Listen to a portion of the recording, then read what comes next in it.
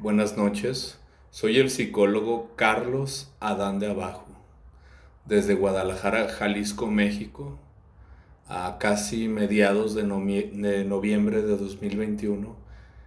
En este capítulo de mis videos quiero hablarles, dándole continuidad a un primer capítulo que publiqué acerca o que posteé acerca de cómo llegar a ser un maestro de la vida, y retomando la cuestión de que un maestro de la vida no es necesariamente quien está al frente del salón de clases, ¿verdad? De un pizarrón, sí, a veces es todo lo contrario. Les comentaba en el primer video de hace un par de meses sobre ser un maestro de la vida, del mismo que les pondré en la descripción el link del primero por si gustan verlo. Es que el maestro de la vida es aquel que ha ido reduciendo la distancia entre su teoría y su práctica, entre lo que predica y lo que hace. Alguien que realiza o efectúa todo lo contrario de lo que predica o de lo que anuncia, no, pues es todo lo contrario de lo que es un maestro de la vida, ¿no? El maestro es el que empieza a aplicar realmente sus teorías. Muchas personas probablemente crean que sí son congruentes con lo que dicen, pero la verdad es que la mayoría de nosotros no lo somos, a menos que empecemos a hacer un trabajo muy dedicado, muy concienzudo, para observarnos y esforzarnos por reducir esa distancia entre lo que decimos, predicamos o hacemos. En este siguiente capítulo, dando continuidad a ese primer video que les repito, les pondré el link del primero en la descripción. Otra de las características que no alcanzamos a tocar en el primer capítulo de este tema es acerca de que el maestro poco a poco deja de escuchar voces externas o a otras personas, sean autores o terapeutas o consejeros, ¿no? O su propia familia o amigos. Durante ciertas etapas de la vida, todos necesitamos escuchar opiniones externas, ¿no es así? ¿Verdad? Nos ayudan mucho los consejos de nuestras familias, a veces de nuestros propios padres, en ciertas etapas, amigos. Luego quizás el estudiante que está preparándose para ser maestro contactó con un maestro, ¿verdad? Que de alguna manera representa para él su ideal de estabilidad emocional y espiritual. Entonces durante cierto tiempo, escucha a esta persona y dialoga con él, retoma sus opiniones y sobre todo le escucha y le ayuda a aclarar sus propios pensamientos y sus propias ideas y teorías. Pero cuando se empieza a ser maestro, paulatinamente dejo de escuchar a otros criterios, ¿no? Aunque sean válidos y fidedignos y confiables, ¿verdad? Pero empiezo a dejar de escuchar otras voces exteriores y empiezo a detectar y a identificar mi propia voz interna. Es algo complejo, fíjense, porque es abrumador la cantidad de opiniones, de yoes, de pensamientos que nos asaltan cuando estamos por tomar decisiones, sobre todo coyunturales en nuestra vida. Y es en esos momentos donde se demuestra si he ido aplicando lo que digo poco a poco. Y poco a poco también voy descubriendo esa voz interna. A veces es precisamente la que se encuentra todo lo contrario a los puntos de vista externos o exteriores de la gente que está a mi alrededor, y es la que debo seguir. Entonces este es otro paso muy fundamental para llegar a convertirse en un maestro de la vida. En la novela de Hermann Hesse, de Siddhartha, hay un punto después de que Siddhartha buscó a muchísimos maestros yogis, maestros de meditación, y de repente bajo un árbol, un día se dio cuenta que su propia voz era clara. Entonces empieza a ser maestro.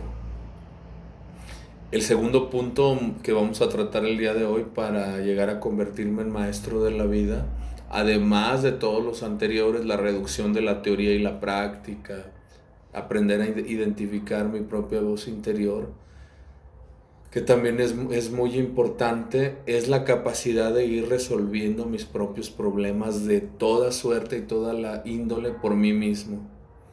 ¿Ok? Entonces el maestro es el que poquito a poco encuentra todas las respuestas dentro de sí mismo, ¿no? Es verdad que todas las respuestas y todas las soluciones y realmente todos los recursos están dentro de nosotros mismos. Eso lo dicen muchas teorías, muchos textos desde la antigüedad hasta lo más pedestre de la superación personal. Pero lo que no se nos dice es que debe haber una preparación anterior antes de poder identificar mi voz interior y de poder encontrar esos recursos en mí, ¿no? Tiene que haber una preparación, no es de la noche a la mañana, es un proceso lento de autoconocimiento, de autopurificación, antes de poder tener acceso a muchos de esos recursos que están en mí mismo, ¿verdad? Como nos rezan muchos autores y muchas teorías psicológicas y místicas desde la antigüedad, ¿no? Entonces el maestro es el que va encontrando a veces con dificultades, pero va logrando producir desde sí mismo todas las respuestas que necesita. Él mismo se va volviendo su propio interlocutor y él mismo como maestro empieza mediante ese diálogo valedero consigo mismo a encontrar esas respuestas y la solución a esos problemas. Entonces, este es otro segundo punto muy importante. El maestro de la vida comienza a encontrar sus propias soluciones y como puede empieza a encontrar respuestas a los problemas de toda índole que se le presentan, familiares, económicos. Cada vez recurre menos a la chichi familiar o institucional para que se le resuelvan las cosas como sea. A veces por métodos aparentemente milagrosos logra resolver muchas de las cosas que le plantea la vida. Y un tercer punto que vamos a tratar, que tiene que ver también, y es el último de la sesión de hoy, que tiene que ver con el convertirse en maestro, es la persistencia. Fíjense, si retomamos todo lo de nuestro primer video acerca de este mismo tema de los maestros de la vida, fue reduciendo y comprobando sus propias hipótesis y aplicándolas y verificando que eran correctas, ¿no? Encontrando verdades legítimas en su propia práctica. Fue encontrando una especialización y subespecialización en lo cual él es un experto, ¿verdad? Artesano, terapeuta, comerciante, publicista, comunicador de cierta área muy puntual, específica. Luego lo que tratamos en este video, la capacidad de identificar su propia voz y producir sus propias respuestas y soluciones para los problemas que le plantea la vida de toda índole y de toda suerte.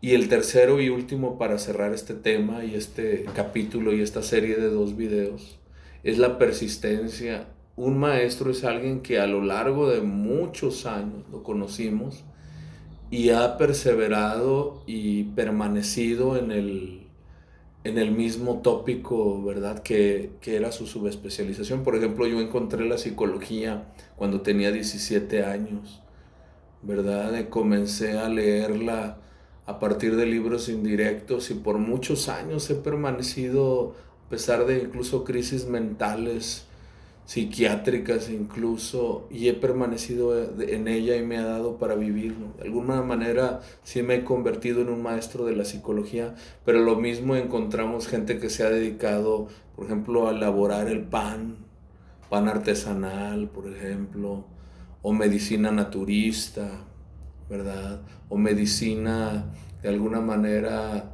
institucional, alopática también, alguien que comenzó muy joven y a lo largo de décadas se ha mantenido, a veces incluso en contra y a pesar de adversidades, ¿no?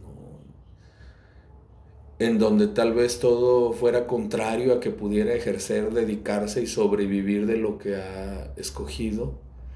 Pero a lo largo de décadas observamos que quien empieza a ser maestro de la vida se mantiene, fíjense, firmes y no deja que se le hunda su barquito por modesto que sea, el cual representa aquello que más quiere y que más le gusta, ¿no? Lo mismo pasa en el ámbito de la música. Y a veces es triste ver que gente tenía ciertos talentos y de repente abandonó y se dedicó a otra cosa por comodidad, temor o miedo. Entonces el maestro es el que persevera y continúa a pesar de los obstáculos. Esta es entonces la segunda y última parte del tema acerca de cómo convertirse en un maestro de la vida.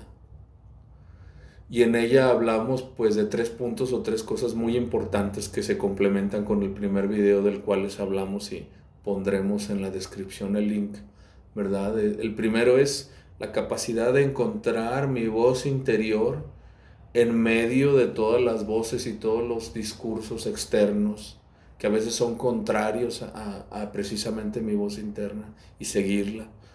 Segundo, la capacidad que tiene el maestro de la vida de generar sus propias respuestas y sus propias soluciones a los problemas que se le plantean de toda la suerte, de toda índole, familiares, económicos, sexuales, parentales, sociales, ¿verdad? Psiquiátricos inclusive, y la capacidad de resolverlos. Y por último, el tercero, que está muy conectado con todos los anteriores, es la persistencia y la constancia en aquello que considera, que ama y considera como suyo y conectado consigo mismo y con su propio destino, ¿verdad? Soy el psicólogo Carlos Adán de Abajo, desde Guadalajara, Jalisco, en este segundo y último video sobre cómo convertirse en un maestro de la vida. Gracias.